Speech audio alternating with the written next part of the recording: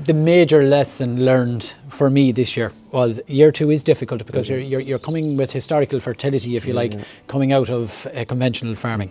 I was coming in with full tanks of slurry, possibly residual fertiliser still working away out on certain amounts of grassland. Year 1 was no problem. Yes. Now, I was lucky I had a carryover of fodder into this winter, which was certainly a help. Yes. Now, 2024 was a very difficult year for grass growth. It was a wet spring, it was late starting. It was challenging throughout the year. I found it very difficult to get a wedge of grass ahead of the cows. They were on catch up the whole time. You're leaving them an extra half day, an extra day where you were. They were never terribly happy.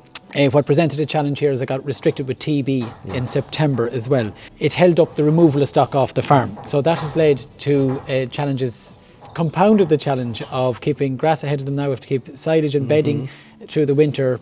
And I should have enough space and I should have enough fodder as well. I suppose for next year then our challenge of what we're looking at trying to do next year, maybe you might just talk about this kind of two things, your multi-species and just a little bit on soil fertility. They're the kind of two things that we try and address next year if we can. Yeah. Initially when we were getting into this, we did soil sampling and we did further soil sampling since, and it has shown a bigger deficit in the lime requirement than what was there originally. So that wasn't budgeted for at the start. So that obviously needs to be addressed very quickly because you need to get your lime right as best as you can. The second item we hope to do next year is multi-species sward.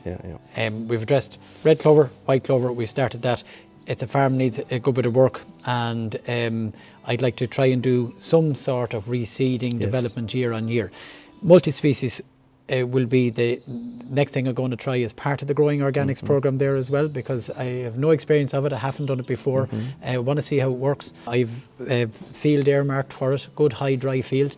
It's on the furthest area of the farm, so it's not a part that you'd be pulling silage back for. So it's suitable because multi-species is a grazing crop. So that'll be, certainly we'll get the lime right, fertility right.